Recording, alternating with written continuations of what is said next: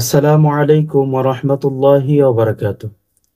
নাহমাদুহু ওয়া নুসাল্লি আলা রাসূলিহিল কারীম, আম্মা বা'দ।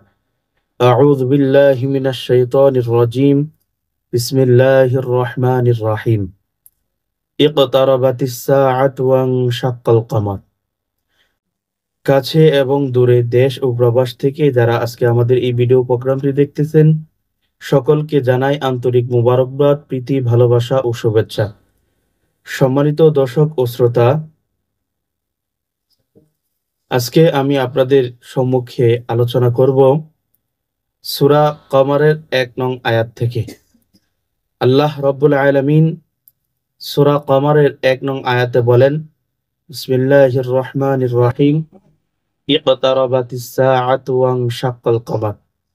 আল্লাহ রাব্বুল আলামিন বলেন, কিয়ামত নিকটবর্তী হয়েছে এবং চাঁদ বিদীর্ণ হয়েছে। আল্লাহ রাব্বুল আলামিন বলেন, কিয়ামত নিকটবর্তী হয়েছে এবং চাঁদ বিদীর্ণ হয়েছে বলতে গেলে এখানে বোঝানো হয়েছে চাঁদ দ্বিখণ্ডিত হয়েছে। আল্লাহর হাবিব সাল্লাল্লাহু আলাইহি ওয়াসাল্লাম এর শাহাদত আঙ্গুল মোবারকের ইশারায় আল্লাহ রাব্বুল আলামিন চাঁদটাকে দ্বিখণ্ডিত করেছিলেন। বিজ্ঞানীরা তা প্রমাণ করেছে। আমরা সবাই এই জিনিসটি জানি, এই বিষয়গুলো জানি। তো আমার কথা হচ্ছে, আল্লাহ রাব্বুল আলামিন যেহেতু বলেছেন কিয়ামত নিকটবর্তী হয়েছে, আল্লাহ রাব্বুল আলামিন অনর্থক কোনো কথা বলেন না। আল্লাহ যা বলেন সত্য বলেন। এজন্য প্রিয় ভাই, কিয়ামত কতটা কাছে, কতটা নিকটে, এই ব্যাপারে আল্লাহর হাবিব সাল্লাল্লাহু আলাইহি ওয়াসাল্লাম কি বলে গেছেন, ইনশাআল্লাহ কোরআন এবং হাদিসের আলোকে আমি আপনাদের সামনে উপস্থাপনা করার চেষ্টা করব ইনশাআল্লাহ। সম্মানিত দর্শক ও শ্রোতা, আপনারা যদি স্ক্রিনে লক্ষ্য করেন তাহলে একটা কিতাব দেখতে পারবেন। যে কিতাবটি হচ্ছে, আমি আপনাদেরকে কিতাবটি দেখাই। এই কিতাবটি হচ্ছে, যিনি লিখেছেন তার নাম হচ্ছে আল্লামা ইবনু কাসির রহমতুল্লাহ আলাই, ওনার লিখিত। ওনাকে আপনারা হয়তোবা অনেকে চিনতে পারেন, যিনি তফসির লিখেছেন। তফসির ইবনে কাসির যিনি লিখেছেন, উনি এই কিতাবটি লিখেছেন। এই কিতাবের নাম হচ্ছে আন নিহায়া ফিল ফিতান ওয়াল মালাহিম। এই গ্রন্থের বাংলা অনুবাদ হয়েছে, বাংলা অনুবাদের মধ্যে নাম দেওয়া হয়েছে আল ফিতান ওয়াল মালাহিম। এই কিতাব থেকে আমি ইনশাআল্লাহ একটি হাদিস বর্ণনা করব যে কিয়ামত কতটা কাছে আমরা যদি লক্ষ্য করি এবং এই হাদিসটি যদি বর্তমান প্রেক্ষাপটের সাথে মিলাই, ইনশাআল্লাহ বুঝতে পারবো যে কিয়ামতটা কত নিকটে চলে এসেছে। আল্লাহ যা বলেছেন সত্য বলেছেন। এই কিতাবের আমরা যদি ৬৭ পৃষ্ঠা যদি আমরা দেখি, তাহলে ইনশাআল্লাহ আপনারা দেখতে পারবেন। আমি স্ক্রিনে হাদিসটি দিয়ে দিব সনদ সহকারে, ইনশাআল্লাহ আপনারা দেখে নেবেন। আমি হাদিসটি বর্ণনা করতেছি, দেখেন আল্লাহ রাসূল সাল্লাল্লাহু আলাইহি সাল্লাম হাদিসে কি বলেছেন।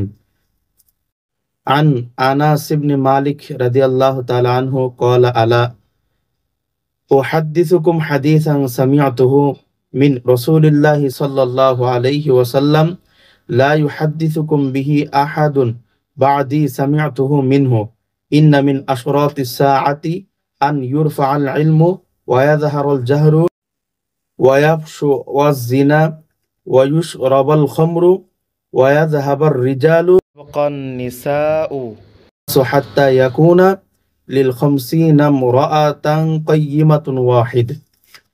আনাস ইবনু মালিক রাদিয়াল্লাহু তাআলা আনহু বলেন, আমি কি তোমাদের জন্য এমন একটি হাদিস বর্ণনা করব না, যা আমি রাসূল সাল্লাল্লাহু আলাইহি ওয়াসাল্লাম এর নিকট শুনেছি।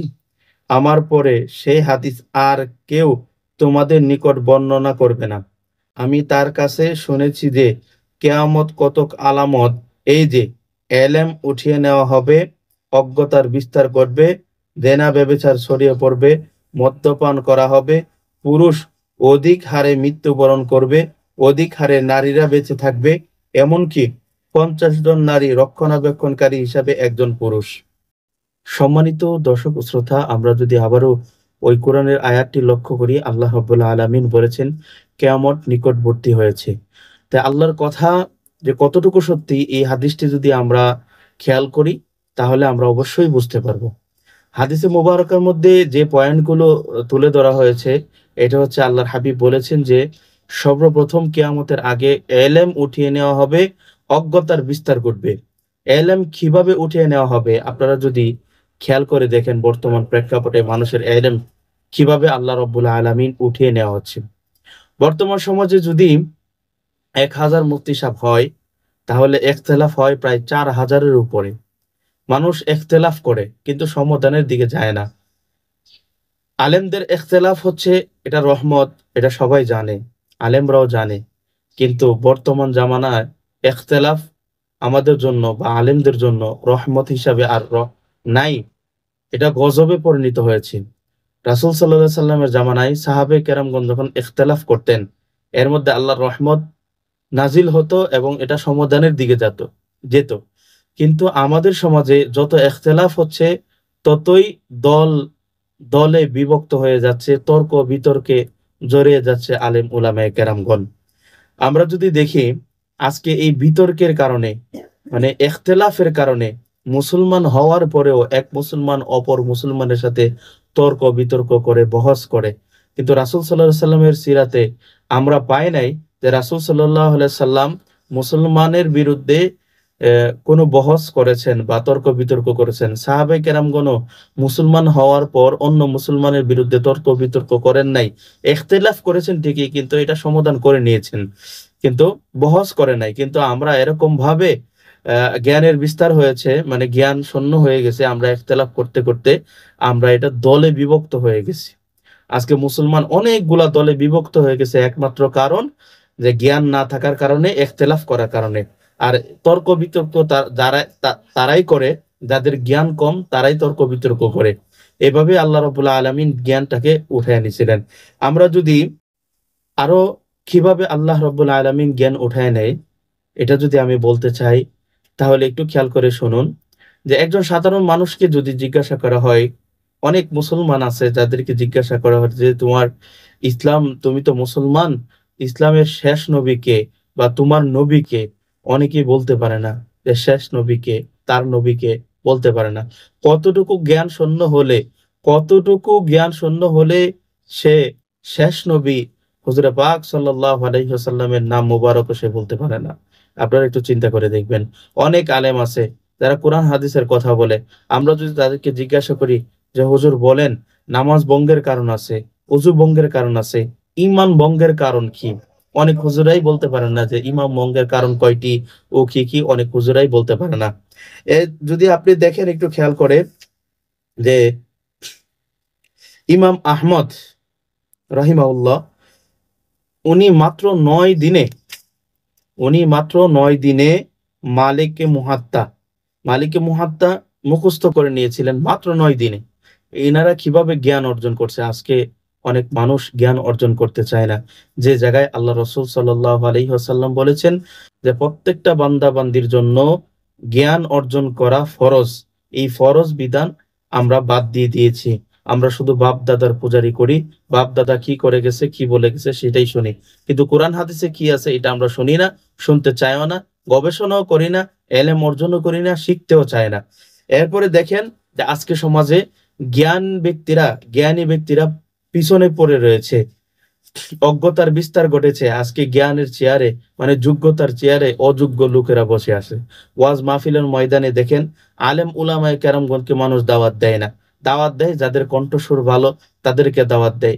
এলেম নাই, কোনো কিছুই নাই, তাদেরকে দাওয়াত দেয়। কণ্ঠস্বর ভালো, মানুষ তার আলোচনা শুনে, কিন্তু আলেম উলামায়ে কেরামগণ যাদের এলেম আছে তাদেরকে দাওয়াত দেয় না।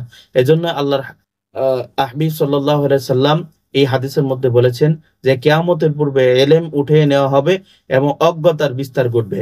এরপরে যে বিষয়টা আল্লাহর হাবিব সাল্লাল্লাহু আলাইহি ওয়াসাল্লাম বলেছেন, এটা হচ্ছে জিনা ব্যভিচার বেড়ে যাবে।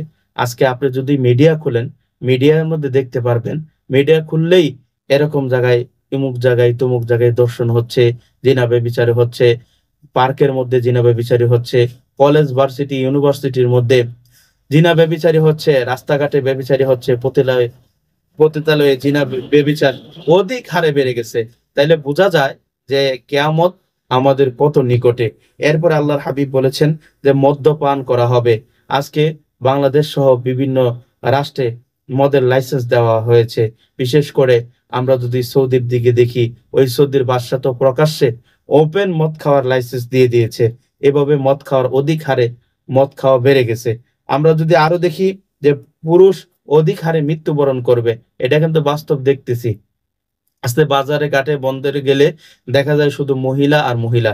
এজন্য আল্লাহর হাবিব বলেছেন যে কিয়ামতের পূর্বে অধিক হারে পুরুষ মৃত্যুবরণ করবে, নারীদের সংখ্যা অধিক হারে বেড়ে যাবে, তারা বেঁচে থাকবে। এটা বোঝা যাচ্ছে।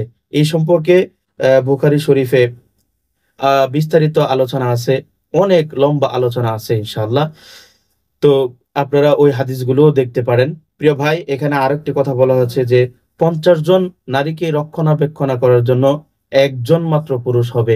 এই ব্যাপারেও বুখারী শরীফ সহ অন্যান্য গ্রন্থে ব্যাপক আকারে আলোচনা আছে। আপনারা সেইগুলো গুগলে সার্চ দিয়েও আপনারা পড়াশোনা করতে পারেন, দেখতে পারবেন।